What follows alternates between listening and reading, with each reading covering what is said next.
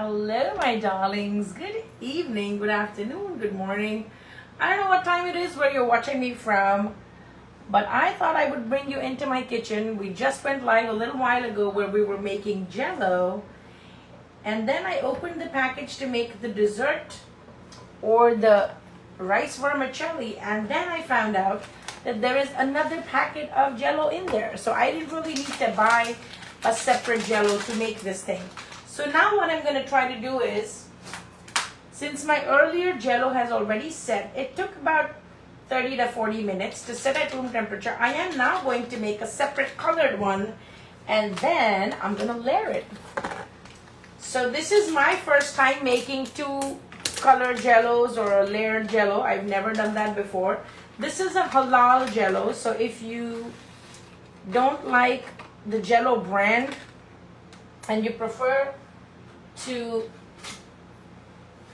know the source of the gelatin and you don't want to do anything that has pork bones or whatever gelatin, then this is the brand that I've used. This was the brand for the gelatin as well that I used before. It was the mixed fruit flavor, and now this one that came with this dessert packet is also the same brand. It's called Ahmed, and I bought it at the Pakistani Indian grocery store. Okay, so this recipe calls for 1.25 cups, which I boil in my electric kettle. I did not do this on the stove top. Okay, hello, and welcome to everybody that's tuning in. I am so happy that you decided to hang out with me in my kitchen today. We are making some dessert for a party that I have to go to later on in the evening, and it needs sufficient time to cool and set. Thank you for all the lovely hearts. I appreciate each and every one of you for that. Okay, so this is fairly easy. You just dissolve everything. Make sure that there are no undissolved crystals of jello in this right here. Just follow the measurements. This is a simpler recipe of jello compared to the jello that you get in supermarkets, because you have to have a combination of hot water, cold water. It's too much rocket science. Okay, now the fun part. How do you layer this? So I'm first going to layer it onto my little cups that I made for my family, because this just needs a little bit. So I'm just gonna layer it onto here first. And I believe if you use a spoon, it just becomes easier. So I'm just gonna use the back of the spoon and spoon this very gently onto here. So this will give me two different colors of jello that are going to set in there. And hopefully it's gonna be nice and pretty. So the back of the spoon actually softens the blow, and so when it falls into the cup, it doesn't make any indentations. It's very smooth. Also, the earlier color is set very nicely at this point, so it's not threatened in any way. You see, so when it sets, I'm going to have a red and a green. Isn't that cool? Like, you could even do that for Christmas. Ooh, look at that. I don't know if Facebook can see it so nicely or not, but I know TikTok can.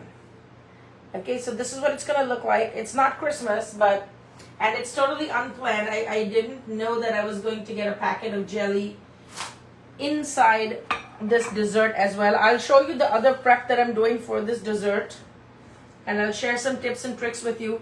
I am not a dessert chef. I'm more of a savory chef, but if I have to do desserts, then I like to do simple stuff that doesn't take up my entire day. Okay, again, same thing. I'm going to use the back of my spoon to get in on here. So I'm Indian, but I love going to the Indian grocery store and picking up things from the Pakistani food repertoire, whether it's a biryani masala, whether it's jello. What I love about this jello is that it sets at room temperature. So even if you're making a big tray and you don't have room in your fridge to put it anywhere, it's still cool because you can set it out at room temperature and it'll still set. Today's a really, really hot day. Okay, so just very gently, I'm gonna pick this up. You can't see the color separation right now, but when it sets, you're going to see you'll see the two layers, the red and the green. So I think it's gonna look very pretty. I am going to put fresh mangoes onto this dessert. Now I'm gonna turn your attention to this that I'm making right now on the stove. This is the milk vermicelli dessert, the kheer that I'm making that goes with it.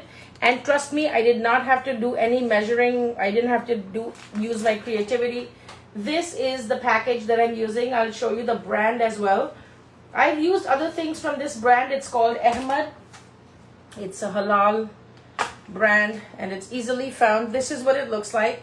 The name of this dessert is Doodh Dulari. Doodh means milk. Dulari means someone who's dear to your heart. And you have the cooking instructions in English, in Arabic, in French, in Dutch, and in German. So if you can read any of these languages, you should not have a problem. This is the brand. If anybody wants to take a screenshot, then, you know, of course, it's laterally inverted. So just take a screenshot. Here I have regular whole milk that I'm boiling. It's been boiling for about 10 to 15 minutes. And I'm using a non-stick wok. Just make sure you wash this wok very nicely with hot water. And then also smell it a few times to make sure that if this is the wok in which you make your savory dishes, then it doesn't smell of ginger or garlic or onions, right? That's the biggest challenge in an Indian home, because all of our pots and pans smell of what we call handi, right? So you want to make sure if you have separate utensils for your sweets, that's amazing, because then you're absolutely sure that there is no ginger, garlic, or any strong savory aromas that are sticking to the pots, right? So this is going to be simmering. I've used regular whole milk. You can see it's about 1.5 liters that the recipe called for. I think, was it 1 liter or was it 1.5 liters? I have to read this again. Hold on.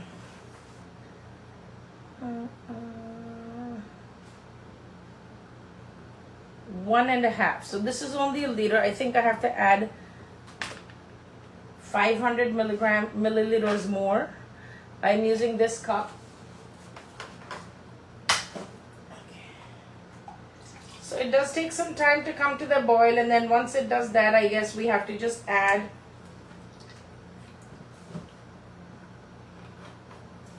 that's 1.5 liters. This is a measuring cup that I'm using. It has markings on the side, right? So while this is going to boil, of course, we're going to chit chat. We're going to talk. I'm just going to send a big hello and a warm welcome to all the people that are tuned in right now. You can keep your eyes on this. I'm just going to keep stirring it. If you've just joined this live and you missed a part of it, or if you want to catch on to the part where I made the jello for the first time, I made 2 separate packets and then combined them into one big bowl.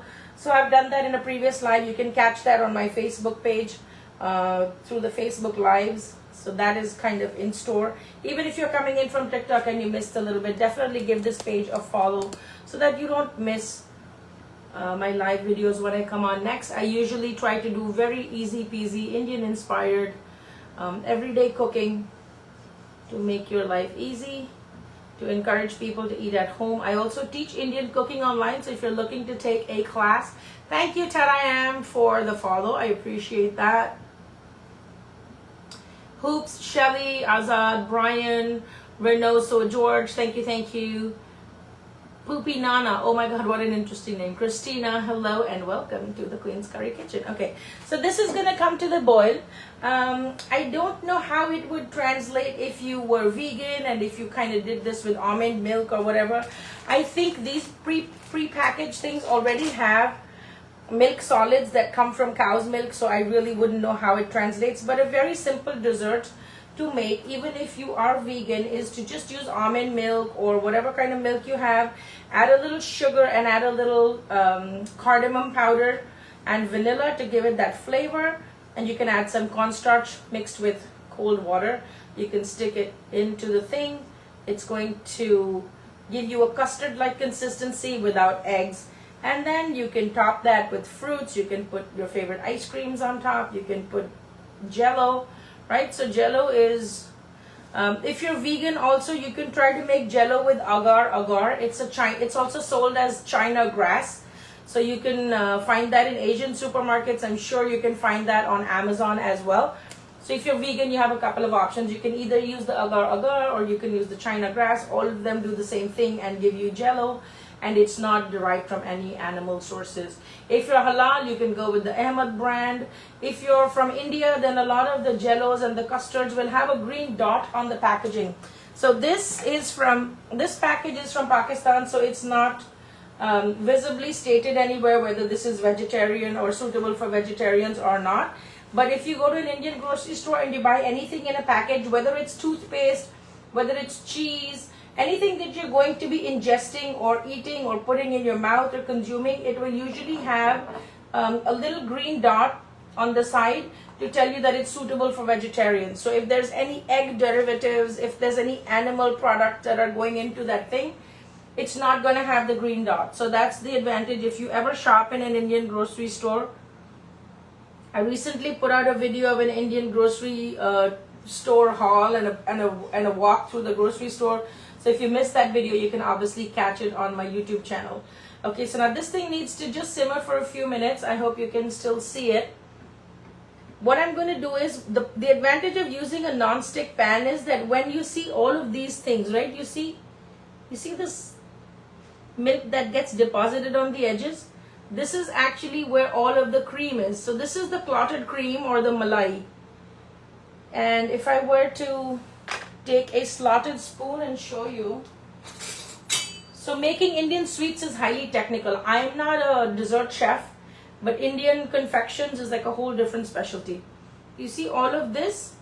This is cream, and this is what gives that richness of texture to the kheer or the rabdi or whatever Indian dessert you're making. This is quintessential to getting the richness from the milk desserts that you're going for. Some people like to add ghee to their milk desserts to add that extra level of richness. Some people also like to add heavy cream.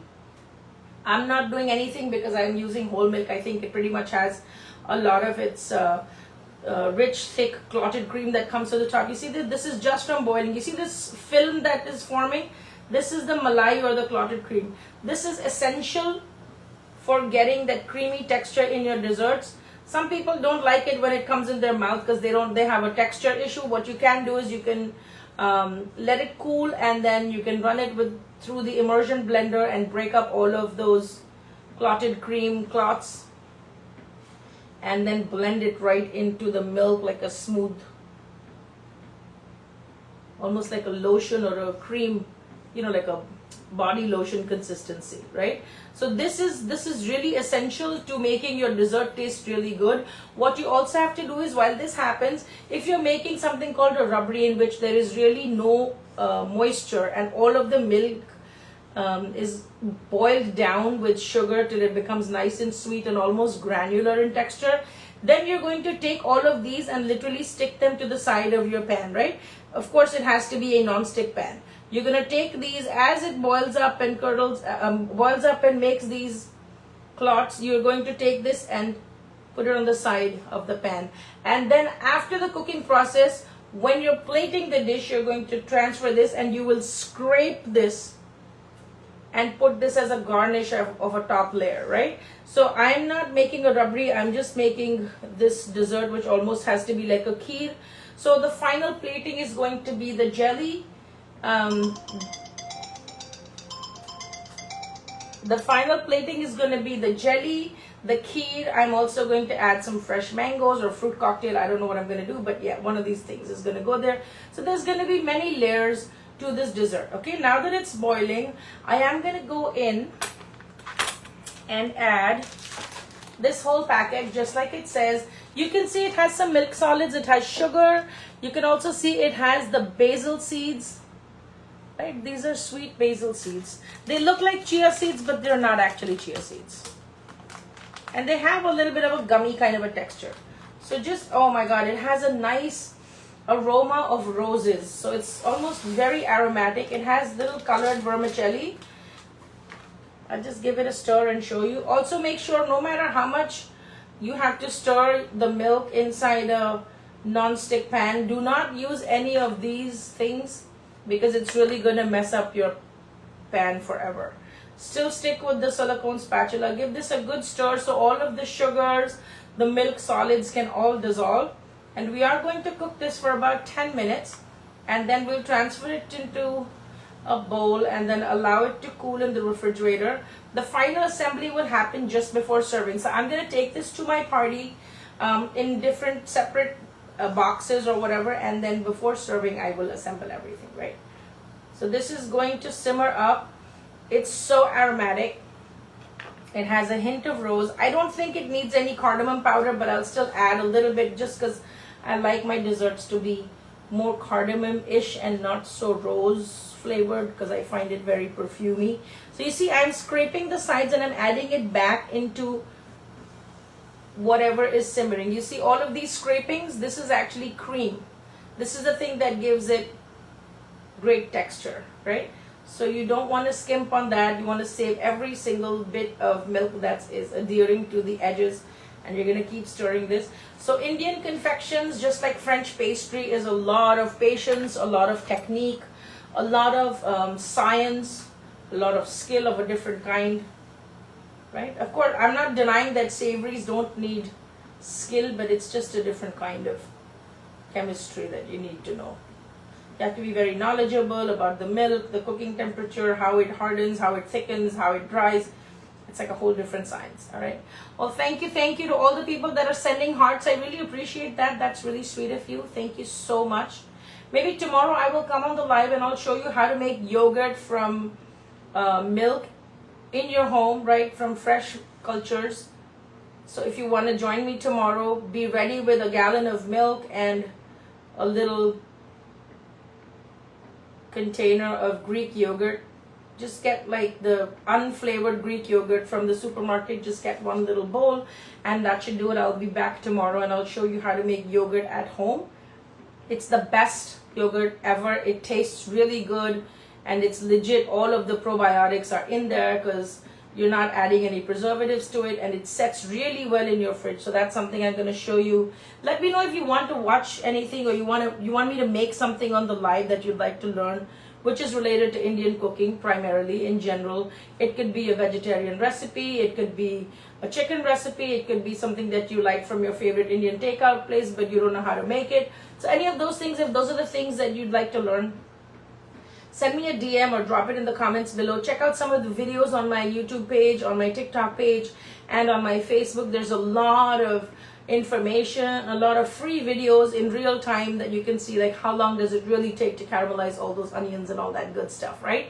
So just a quick hello to Eridania, to Nancy Cox, to Jody Johnson, all in one, all none. Sorry if I misspelled your name. Okay, so we are making this dessert. It's called Doodh Dulari. And the final assembly, the way they traditionally present it is it also has little sweets called chum chum. You see these little pink balls? These are actually ricotta cheese balls, which kind of taste like rasgulla or rasmalai. They're called chum chum and they're really tiny. I don't have them, so I'll be just using fresh fruit. Plus, we're all trying to watch our calories because all my friends are in their 40s and we are all trying to watch our calories and not do an overdose of too much sugar. As it is, this thing is quite a lot of sugar, plus the jelly is going to go in there. So we're not trying to add any more mithai to this thing, right?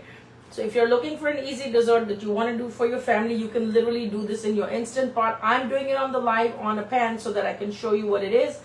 But I've done Kheer and I've done vermicelli pudding in my Instant Pot, and it just blows my mind how much versatility the Instant Pot actually has. So how do we know when this is done? You're actually going to take some of this vermicelli. You see how the pretty colors are, and you're going to press it. If it's hard, that means it still needs more time. You see, it's still hard to the touch, so it's going to go right back in. When it softens, then you know that it doesn't need to be cooked any further. So it shouldn't be al dente, it should be soft. As it is, the sugar kind of makes it hard for it to soften very easily. So we do have to cook it for an extra 10 to 12 minutes after adding all of the things in so that everything will soften. And remember, if you turn your flame to medium low, you will have more of the cream coming to the top because it's a slow simmer.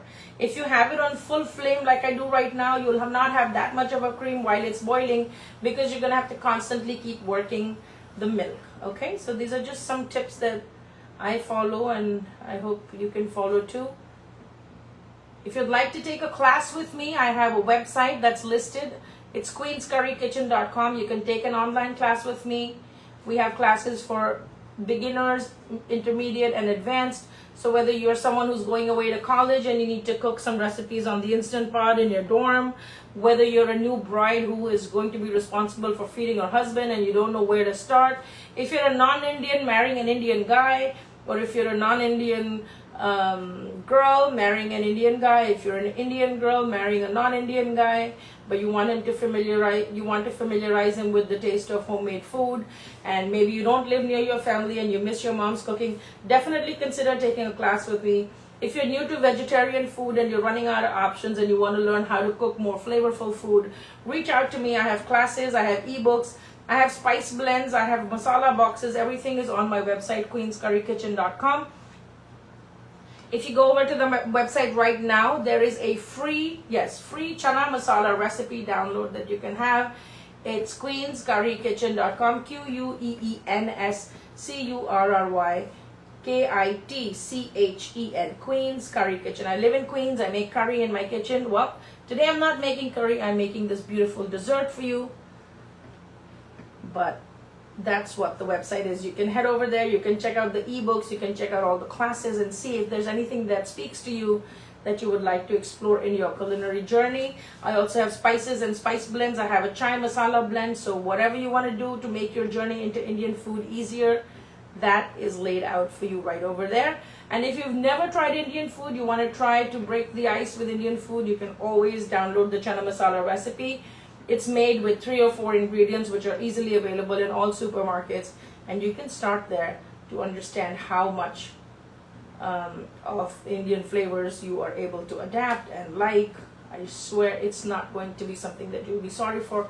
You'll be very happy you tried it. So it's a great ice-breaking recipe. The technique in that is super simple as well. Ingredients are easy to find, and my philosophy as a chef is to demystify Indian cooking for everybody and to make Indian home cooked meals an everyday thing. Even if you can't do it 7 days a week, try to do it at least 3 to 4 days a week, and bring your family together at the dinner table. They grow up so fast, before you know it your kids are all going to be gone and you will be eating food alone. Trust me, I've been that empty nester, so I know that feeling, and it's not fun. So encourage them to come to the dinner table, chit chat, gather around, make some noise, have some laughter around the dinner table. Those are the things that your children will also remember when they fly out of your nest. Okay, so I just did a quick check on the vermicelli, and it's really nice and well done. It's nice and soft. I'll show it to you live. There you go. This is it. And now when I press it, it's just very soft. You can see it's really soft. It's also sticky, but it's also super soft. So that means that this is already done. You can see in here all the nuts and the dry fruit is already there. It has a very like rose kind of an aroma. It's aromatic. It's very sweet. I can just tell by the aroma of it that it's quite sweet. If you don't like it quite as sweet, then maybe put more milk to every powder of the dessert mix that I used. And if you're trying to replicate this without the dessert mix, then just get your own rose essence, get your own vermicelli, get your own cashews and almonds, get some cardamom powder, get some basil seeds, and put everything together into boiling milk to get what we've got going on here, right? So this is done. I am going to give it one final boil, and I'm going to turn off the stove. I'll also tell you how to allow it to cool so that you don't get too much of that skinny film on top from the cream. Some people don't like that in their finished desserts, right? If you don't like what's called the malai, then I'll show you the trick of how to store this in the fridge while it's cooling so that you won't have that thick film forming up, okay? So the sides of the pan are clean. All of these scrapings that we have, add it right back into the liquid. One final boil, and it's really nice and thick. You can see, you see how much malai. Look, this is all cream. So this is the thing that adds richness to your desserts. Any kind of milk desserts. I don't know what Indian mithai what the Indian sweets repertoire would look like had it not been for cow's milk. I think there's so many sweets that just depend on cow's milk. Even if it's not the primary ingredient, they're made with ghee. So life for Indian mithai people is very hard to imagine without cow's milk. Cow's milk, buffalo's milk, whatever is available in whatever region. Okay, so this is done.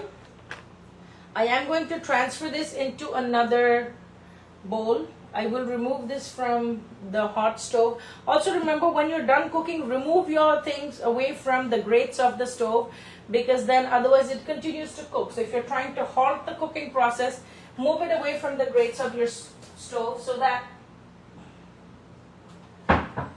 the cooking process can stop, right? So I'm just going to drag this over here and allow this to cool.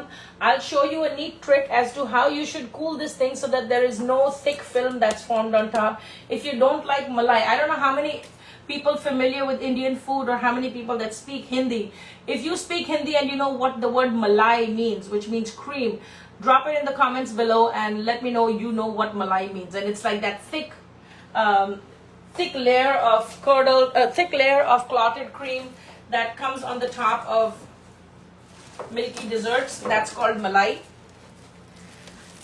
Okay, so here's the trick to not getting that thick layer of malai. And how you do it is, let's say we put this in a bowl. You have to allow it to cool just a little bit.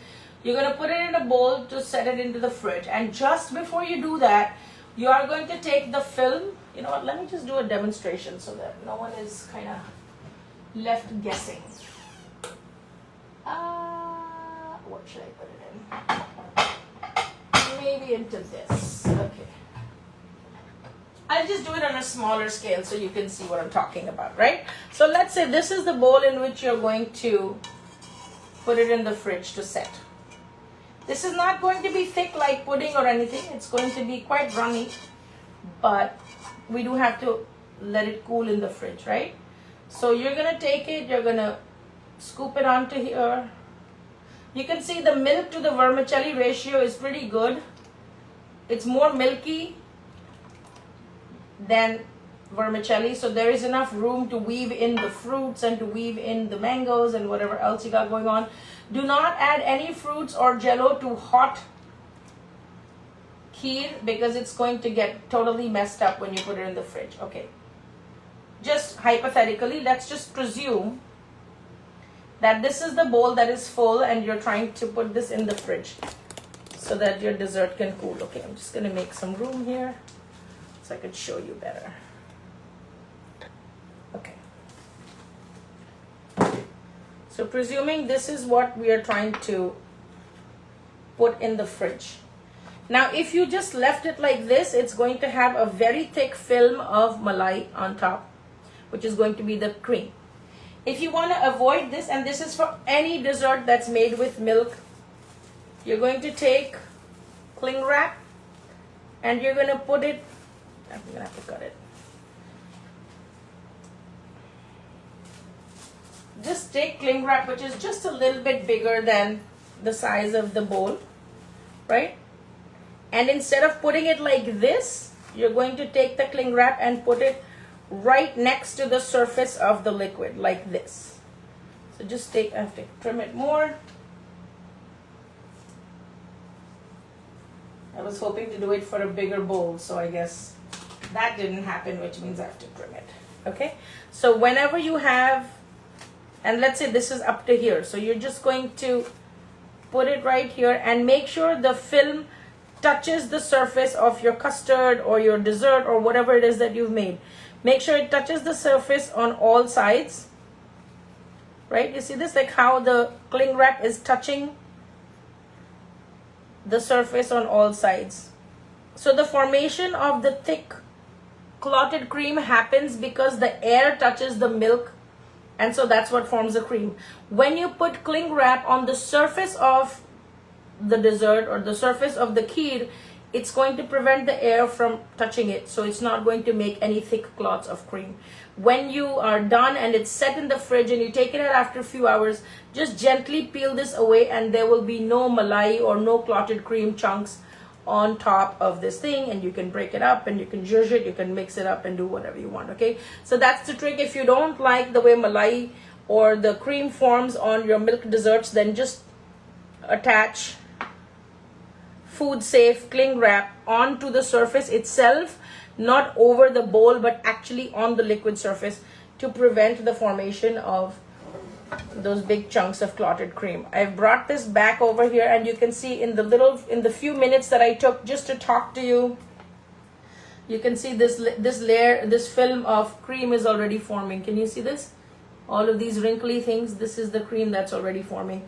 And a lot of people do not like the taste of this. So it's so thick that you can actually lift it off like a veil, right? So when that happens, while it's cooling, you can obviously continuously stir your dessert and break it up so that it doesn't form. But also while it's sitting in the fridge, if you cover it like this, like I just showed you, it's going to prevent that thick film from forming, and it doesn't have to be gloppy, and your dessert can be smooth and silky.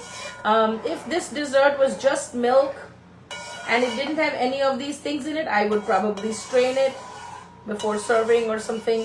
But depending on what viscosity you're going for, sometimes it may not be a good idea. So just doing this would prevent all of your desserts from getting that film. And sometimes, you know, even if you have a soup that you're trying to chill or put in the fridge a day before your party, and it's a soup that's made with tomato and cream or something, so the cream tends to clot up like that, you can do this, okay? So that's that for today. I am going to have to get this into the fridge as soon as possible so that it'll be ready for me when I need to travel with it in the evening. I do thank each and every one of you that joined me today. I appreciate you. Like I said, take the time to go through the website and see if there's any classes that you find attractive, that you feel like you'd like to take a class. If you'd like me to teach something on the live, definitely drop it in the comments below. I'm happy to come live and cook along with you.